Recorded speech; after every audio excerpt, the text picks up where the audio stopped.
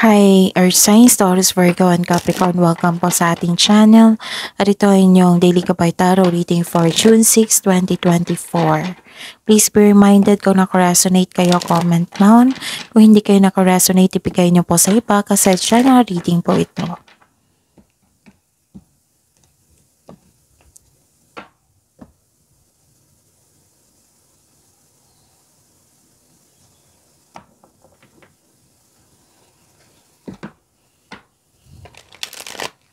Gamitin ang reading na ito bilang gabay lamang. Please like, subscribe, and click bell button for notification para updated po kayo sa daily tarot reading natin. Maraming salamat po.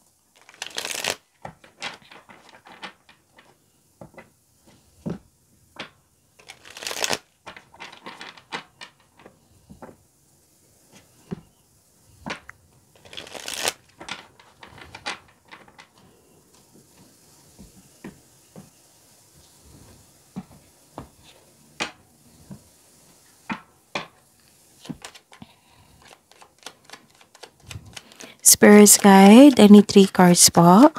Mga ganap ngayong June 6, 2024 para po kay Taurus, Virgo, and Capricorn.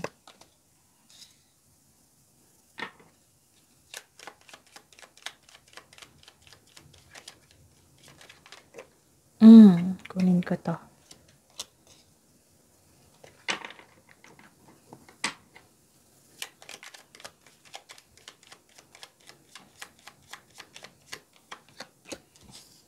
Okay.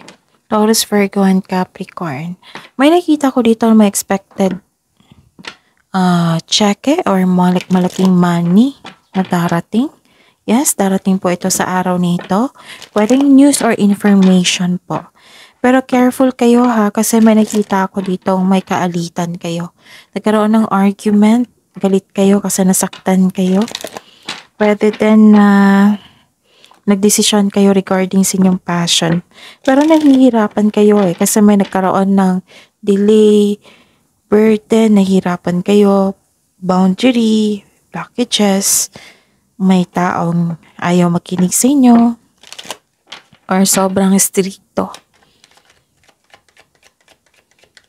Spirits Guide, mensahe nyo po para kay Taurus, Virgo, and Capricorn ngayong June 6, 2024.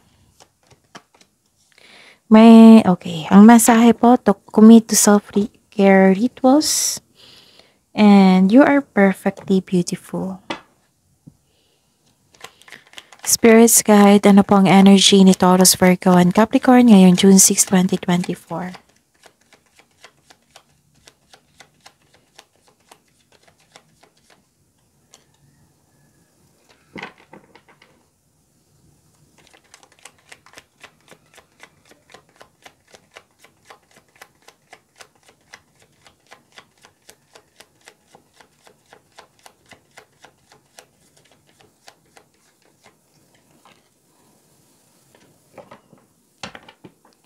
Okay, by the way, Taurus, Virgo, and Capricorn, sa mga suki ko dito na humihingi ng Monthly Gabay Tarot reading sa akin parate, nais ko ipaalam sa inyo na open na po yung June 2024 Monthly Gabay Tarot reading po. So, PM nyo po ako for schedule. At sa mga bago dito na gusto mag-personal reading, andito po sa description box sa baba ng video nyo, may nakapost dyan na link. I-click nyo po yung link na yan para ma-message nyo po ako for inquiry and for booking. May nakita ko dito, Taurus, Virgo, and Capricorn, na nahirapan kayo sa paggawa ng desisyon. Confused po kayo. This is the clarification of your card here na maraming balakid. Gusto mong lumaban pero napanghinaan po kayo ng loob. Ilan sa inyo, mas pinapaliwalaan nyo ang mga bagay na hindi totoo. So, fact check nyo muna bago kayo maniwala kasi may nakita kong news dito eh. So, fact check nyo muna. Baka kasi pag receive nyo sa news, nagalit kayo agad pero at the end of the day, hindi pala totoo. Ganon. So, fact check nyo muna kung totoo ba yan bago kayong mag-react. Okay? Nakita ko dito na may pride na tao, which is lumabas din dito, mga pride na tao, o di kaya ikaw ito, nakalaban mo ang inyong sarili, nag-self-pity po kayo. Dito rin po siya, yung ayaw makinig sa inyo, matigas yung ulo, pwedeng sobrang stricto po ng taong ito. And ang advice ng card niyo po dito na magkaroon kayo ng honest conversation para magkaroon po ng i-address mo yung hurt feelings mo at at kung pwede magkaroon ng adjustment. Makinig din kayo sa kanya ha. Magkaroon ng adjustment din. If were necessary po. Okay? At saka, may nalaman kayong katotohanan pero in-ignore nyo. It might be in-ignore nyo kasi busy kayo. Pero sabi po ng card dito, kailangan nyo daw ng bigyan ng pansin. Baka po ito ay lumaki. Oo. Tapos, pwede din na may concern kayo sa naulit na problema, kaya galit kayo. Sabi po ng card dito, huwag nyo i-ignore. Bigyan ng atensyon, hanapan ng solusyon. Okay? Mayroon naman dito, may traitor na tao dito. Mapanin lang, may masamang intention. So, mag-ingat po kayo sa kanya. So, I therefore conclude na today, maraming ganap sa lahat ng signs. May ganap talaga ng deception. So, mag-ingat po.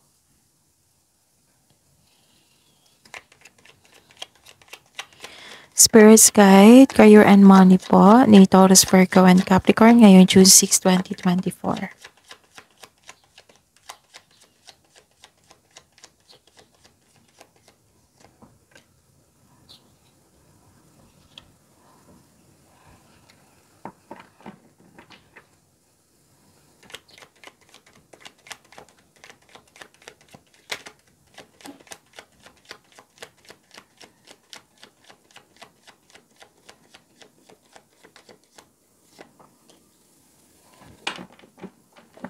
Okay. May nakita ako ditong disconnection. So this is the third card na may blockages talaga. Yung may problema po kayo. Yung nawalan kayo ng pag-asa. Yung hindi kayo mapalagay. Nagkaroon ng lack of inspiration lang, nagkaroon ng lack of concentration, nagkaroon ng disconnection, meaning to say, may hindi pagkakaunawaan, may away. So this is a clarification of your cards here. Okay? And ang sabi dito, nalagaan niyo po daw yung kaperahan niyo at ang inyong trabaho. Ano pa? So, ang sabi dito na so tatlong card na po nagsabi dito na may matanggap kayong hindi magandang balita. So, dapat maging handa. Pwede din na tatlong card na po nagsabi dito na may matigas ang ulo, immature na tao, ayaw binabalaan, ayaw makinig sa inyo. Ang ilan sa inyo nagkaroon ng frustration, yung gustong matapos na ang mga gawain. So, ang sabi po ng card dito, kung gusto nyong magkaroon ng magandang bunga, so build a concrete plan without rushing.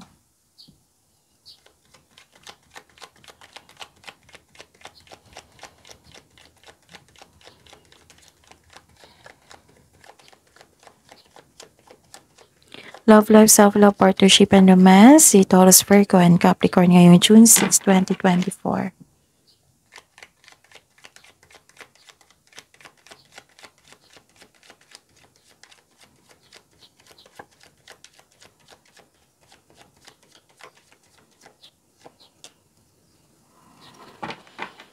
Okay.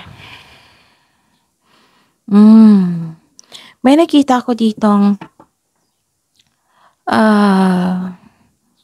nagkaroon po ng success ha. Nagkaroon ng enjoyment. Oo, may nakita ko dito. Pero sabi po ng card dito na, di ba sabi dito na may dumating na malaking pera or cheque, which is expected. Yun naman, pwede din naka-receive kayo ng blessings. Nakita ko dito, nang sabi po ng card nyo, na huwag nyo po daw i-overspend ang kaperahan. Oo, kasi nakita ko dito nagkaroon ng materialism eh. So, kailangan ng pagbalanse sa inyong kaperahan. So, pag-isipan nyo po ng mabuti kung kailangan bang bilihin yung isang bangkay. Example yan. Pwede din overspending ito sa trabaho. Nawala na kayong time sa sarili, sa pamilya. So, balanse ng oras po. Ang sabi po dito. Okay, ano pa? May nakita ko ditong nagkaroon ng conflict talaga. So this is the clarification of your cards here hanggang dito. Someone is giving up. Iniwan ka ng friends mo or partner mo or sa or kasamahan nyo sa trabaho. May nakita kong paghihiwalay dito. Magkakaroon kayo ng argument o unpleasant conversation. Okay? Tapos kung ang iyong kapareha ay palagi naghahanap ng gulo o away at paulit-ulit na lang ng dahilan, so this card asks you that it is probably time to walk away from it. Okay?